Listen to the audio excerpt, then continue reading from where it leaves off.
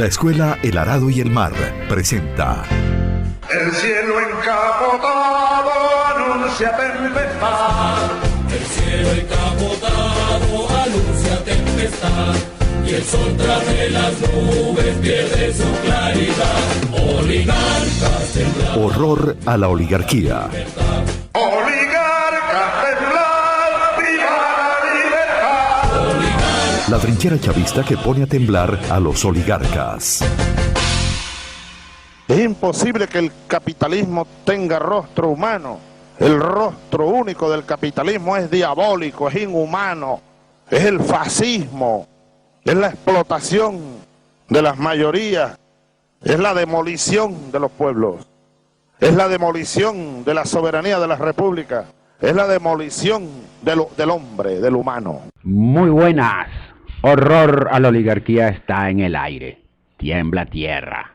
Estamos en elaradoyelmar.blogspot.com, que más que una página es un referente para los revolucionarios, es una escuela política y el archivo de nuestro programa. elaradoyelmar.blogspot.com. Difúndelo, pueblo. Además tiene su siamesa página que es trincheraderosas.blogspot. Y ya está ese trabajo que mandó Rosa Natalia, ¿no? Allí, en ese blog. Sí, ya está publicado. Un trabajo espectacular sobre cómo las mafias se apoderaron de toda Rusia luego de la caída de la Unión Soviética, incluso en los últimos momentos, el comienzo del gobierno de Gorbachev, y ya la mafiocracia, como la llama Rosa Natalia, con el gobierno de Boris Yeltsin en el año 93, ¿no? La reformicracia también se podría llamar. Muy buen artículo, que además se compara en una parte con muchas de las cosas que estamos viviendo hoy acá y que van a ser objeto de la columna de hoy. Diga, Toby, que lo interrumpí. Me olvidó. Estamos en Radio Coroba en Bolívar, Radio Sandino en Yaracuy, emisora cultural de San Antonio en Miranda, Radio Venceremos y Ondas del Cercado en Lara. Recibimos mensajes de la gente de Ondas del Cercado y las horas en que transmiten el programa. Radio Unión, Radio Libertad y Radio Catabre en Barinas. Y esperemos que Voces Libertarias recupere su señal. 416-626-3300. Llegaron mensajes. Uno dice: los escuchamos por la 97.3 FM, aunque desde hace 2 semanas salió del aire. Ignoramos la causa ya que el mensaje fue escueto. La radio sale del aire hasta nuevo aviso. Escuchamos y leemos sus columnas por internet, por elaradoyelmar.blogspot.com, agrego yo. Es palabra y voz necesaria para poder respirar este momento. Cualquier novedad les informaremos. Gracias, Magdalena Borria Muset. Gracias a ti, Magdalena. Otros mensajes, pero para otra ocasión, porque hay que tener mucho cuidado con la voz del pueblo ahorita. La voz del pueblo, que es la voz de Dios. O la voz del diablo, no se sabe. Mira, hay varios artículos que queríamos comentar, o mencionar en realidad. Un muy buen artículo de Evaristo Marcano Marín, ¿no? Que está publicado en Aporrea, es muy interesante respecto del ataque, ¿no?, contra los revolucionarios y los socialistas. Y hay un artículo, a mí me llamó la atención, Julio Escalona, que venía manteniendo una posición de que no hay que criticar, de que hay dificultades, pero como estamos en guerra hay que estar todo el tiempo apoyando al presidente Maduro y no crear fisuras. Críticas que además él las sustentaba, ¿no?, a su manera, a nuestro juicio equivocadas, pero sin ataques personales. Pero ahora saca un artículo que se publica Estamos en Guerra, en el que dice muchas de las cosas que no solo nosotros, sino muchos revolucionarios vienen diciendo: que hay que terminar con el maridaje con la burguesía, que hay que dejar de darle la renta petrolera, que hay que abrir un diálogo con los sectores revolucionarios, él le llama la izquierda disidente, y que la situación es dramática y que no hay tiempo, que el presidente Maduro tiene que hacer algo para cambiar la realidad, que es asfixiante. Julio Escalona, el comandante Julio Escalona, cuando las cosas estaban chiquiticas, él se fue para la guerrilla, estaba en el lado más combativo, ¿entiendes? Pero ahora fíjate, que una persona como Julio diga esas cosas, oye, es justo que el gobierno les ponga cuidado, no lo vayan a despachar. Mira, este es sospechoso de toda sospecha. Salta talanquera, no sé qué. Talanquera, no sé, anda buscando esto. Es como tiene tarjeta de cupo. Sí. No, tiene que prestarle atención. Si no, y es un grito desesperado. Si uno lee el artículo, se lo nota desesperado por ser escuchado, ¿no? Porque se escuche eso que dice. Si no, ¿a quién le van a prestar atención entonces? A los aduladores. Bueno, entonces sigan pues. Los aduladores, te digo, están bastante calladitos. Sí, están golpeados. Sí. La realidad los golpea. Bueno, vamos a arrancar entonces con el texto rojo de hoy. Dicho esto, texto subversivo que hemos intitulado Los humanistas deben reaccionar ante las declaraciones del gobernador de Aragua. El gobernador de Aragua declara sobre los acontecimientos de Maracay. Revisemos la noticia. Durante su intervención, el primer mandatario regional manifestó que el operativo de seguridad realizado en el sector San Vicente de Maracay garantiza el derecho colectivo a la paz. Nosotros somos un pueblo de paz y el presidente Nicolás Maduro ha hecho un llamado 1.000.000 de veces a la paz, al desarme y a que cese la violencia criminal. Asimismo, aseguró que el procedimiento se realizó con el acompañamiento del Ministerio Público, el Poder Judicial y los cuerpos de seguridad a fin de garantizar los derechos humanos de las personas implicadas en algún tipo de hecho delictivo.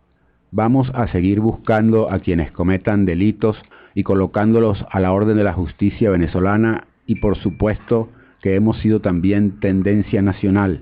No se trata de atropellar a nadie, es actuar con autoridad. En este sentido afirmó que no se trata de repetir el modelo represivo que se implementó en la Cuarta República, pero sí de actuar con, comillas, resolución, firmeza y con la justicia por delante. El gobernador de Aragua declara que el operativo de seguridad realizado en el sector San Vicente, Maracay, garantiza el derecho colectivo a la paz. Claro, pero fíjate, la pregunta no es si garantiza el derecho colectivo a la paz, sino si se respetaron los derechos humanos en ese operativo. Ese es el centro del problema, porque parece deslizarse que cualquier cosa vale si en nombre de preservar el derecho colectivo a la paz. Y en nombre de la paz se han cometido muchos crímenes. Se han cometido atrocidades. Atrocidades. Y si no se cuida eso, la revolución cae en el fascismo.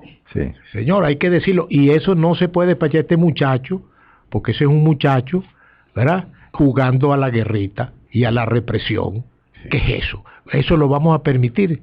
Y son exigencias. Y el informe que presenta es en un meeting y tal, dice 4 huevonadas ahí y ya con eso despacha que movilizaron 1.500 policías, no se sabe cuántos muertos, no se sabe cuántos detenidos. Sí. No.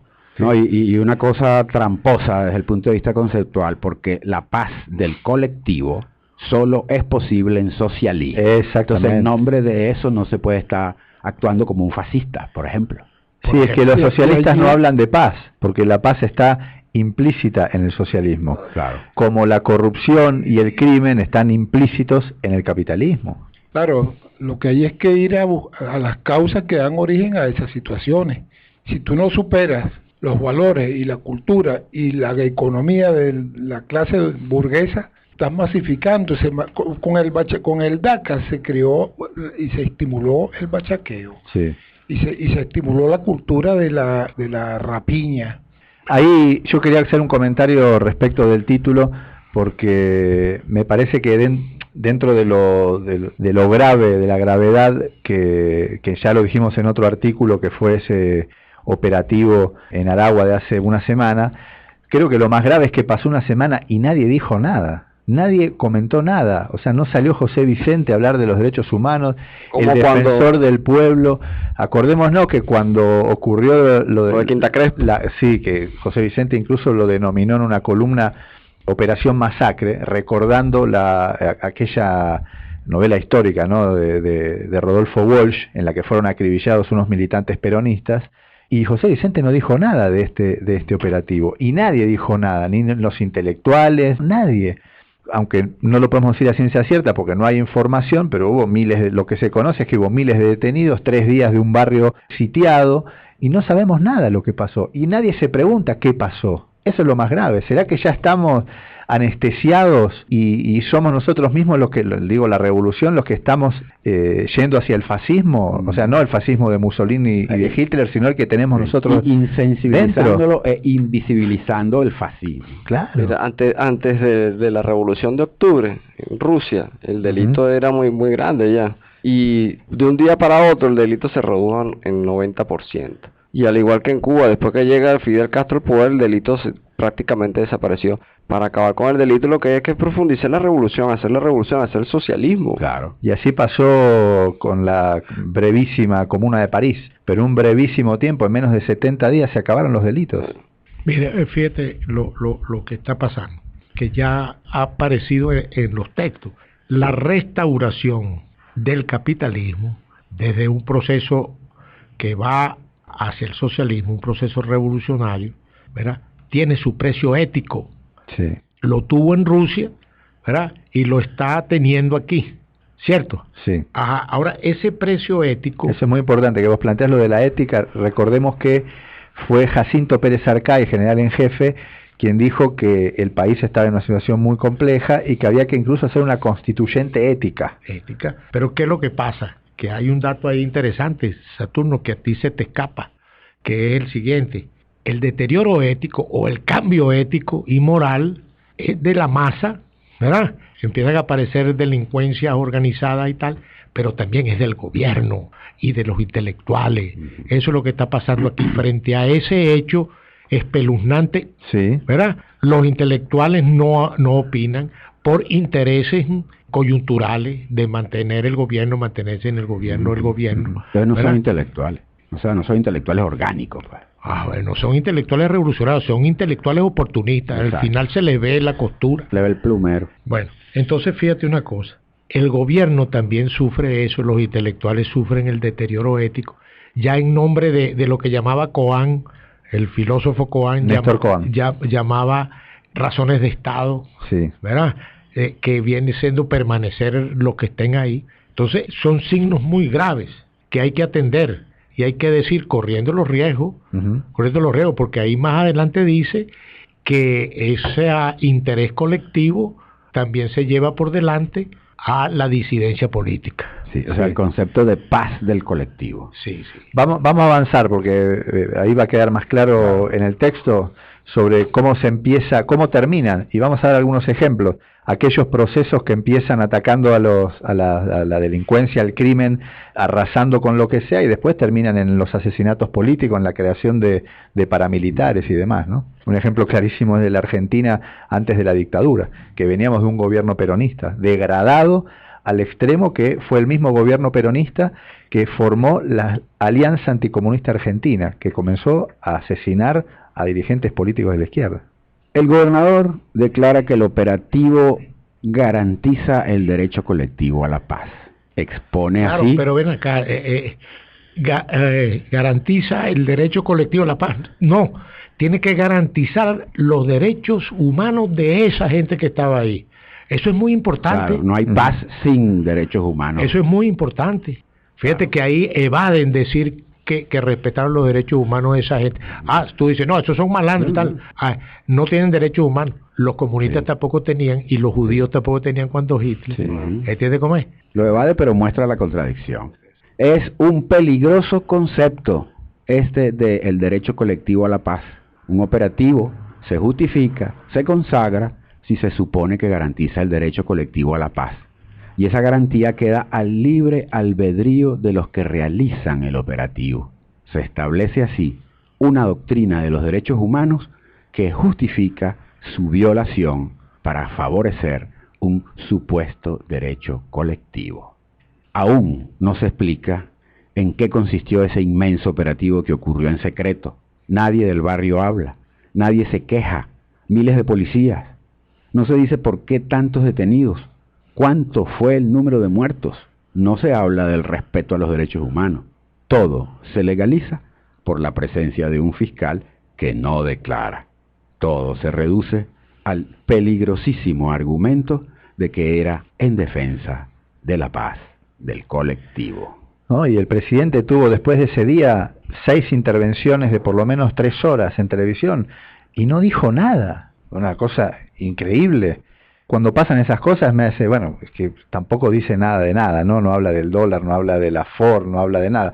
Pero me hace acordar que cuando hablan de seguir el camino de Chávez, ya Chávez quedó en el olvido, pareciera, porque si algo hacía Chávez era enfrentar los problemas, incluso equivocándose.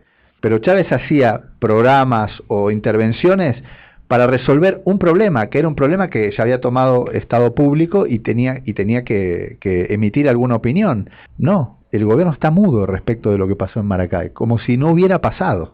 El auge de la delincuencia y las mafias que se están organizando en el país tiene como causa el abandono del socialismo por parte del gobierno. Esa es la causa principal de todo esto que está ocurriendo en el país. Ahora piensan atacar esa delincuencia con represión, convirtiéndote en fascista. Sí, le quitaron los referentes morales al pueblo. Sí. Avance, Humberto. Es cierto que el argumento tiene muchos adherentes. A la gente a primera vista le gusta la acción de limpieza, y esa simpatía indica ya el aparecimiento de un sentimiento, de un miedo que autoriza al fascismo, a la dictadura que ofrezca mano dura. El socialismo, la fraternidad, la convivencia pierden terreno, la sociedad se bestializa. Pero tú ves que el arrinconamiento del gobierno, chicos, del punto de vista de la teoría, de la ideología, que ahora resulta que el bachaquero o el bachaqueo es parte de la guerra económica, son enemigos. Imagínate tú, hay que ir a una cola de esa, ver la gente que está haciendo la cola, y si eso no es pueblo, entonces ¿dónde coño está el pueblo? Sí. Y entonces estos terminan por dando vuelta en un laberinto, terminan enemigos del pueblo y no se dan cuenta de lo que están haciendo. Entonces ahora que van a hacer unas leyes, porque voy por el bachaqueo, dice el presidente. Señor, han perdido la base social en los humildes y han perdido la teoría. No tienen piso teórico. Por eso es que eso es lo más grave. Por eso es que hay un vacío que usted dice, bueno, no dicen nada de nada, es que no pueden decir porque están vacíos. Y no se dan cuenta de eso, señor. Tengan un poquito de sindéresis. Un amigo... No, y llamen a Julio Escalona, pues. Llamen a Julio Escalona que les diga algo, chicos. Un amigo, yo no entiendo mucho de béisbol, pero un amigo habla de que están privados. No, ese como que si haya tres hombres en base y batean un rolling por segunda y el segundo agarra la pelota y no sabe por dónde tirar, entonces todo el mundo quedó quieto, se quedó privado con la pelota en la mano. Vamos. El gobierno puede caer en la tentación de la solución aparentemente fácil. No obstante, el camino lleva a terrenos de deshumanización. Primero se limpia a los delincuentes conspicuos, luego a los sospechosos. Más tarde comienzan a aparecer los falsos positivos.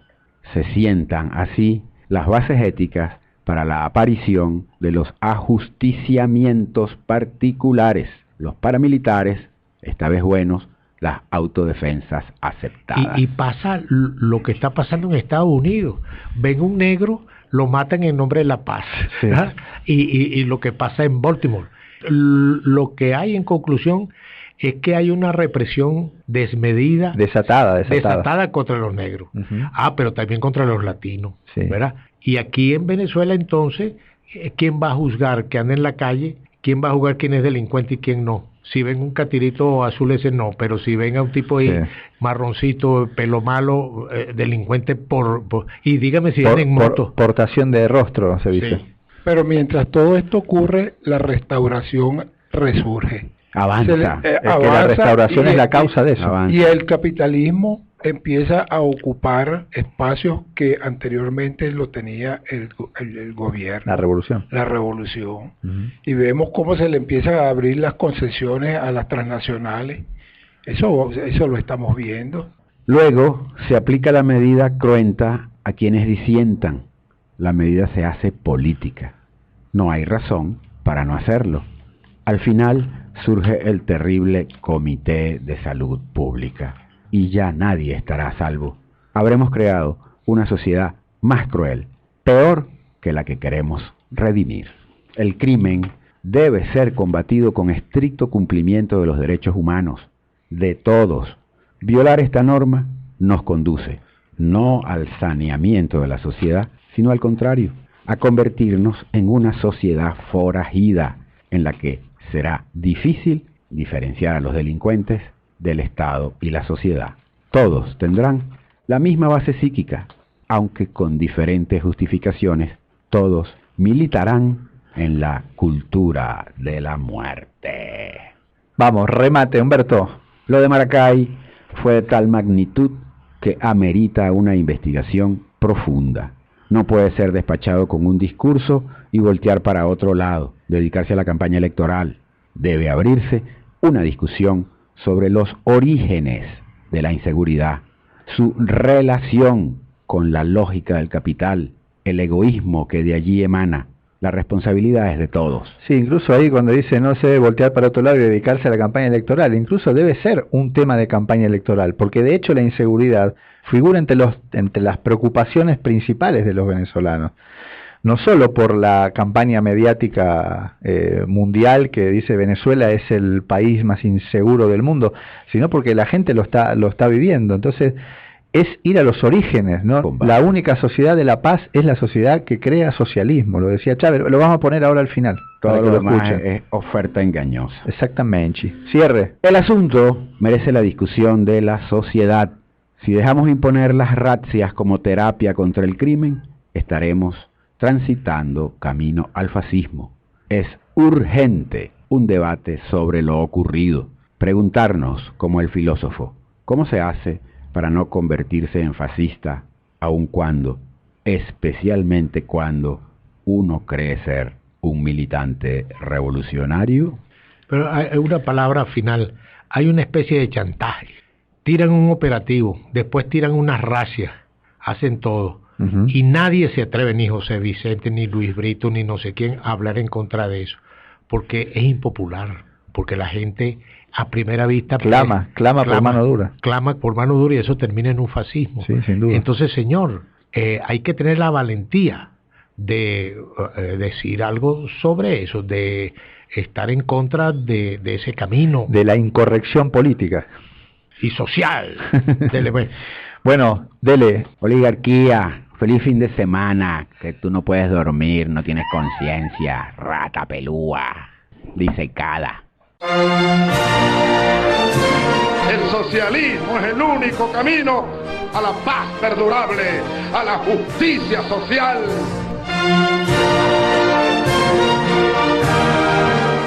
Es el único camino para que tengamos patria. El socialismo no es solo para decirlo o para enunciarlo de la boca hacia afuera. El socialismo hay que sentirlo hasta en los tuétanos de los huesos. Hay que sembrar por todos lados la propiedad social de los medios de producción que permitirán generar las condiciones para la justicia social, para que no haya miseria en Venezuela, para que no haya pobreza en Venezuela, para que no haya inseguridad en Venezuela, para que haya justicia y paz.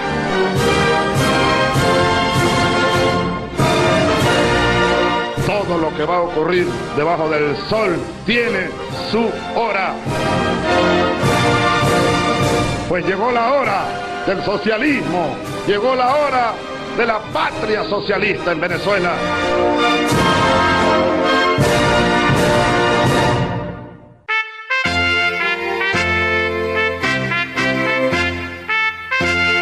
La Escuela El Arado y el Mar presentó El cielo encapotado anuncia tempestad. Horror a la oligarquía. La trinchera chavista que pone a temblar a los oligarcas. Oligarcas, temblar, viva la libertad.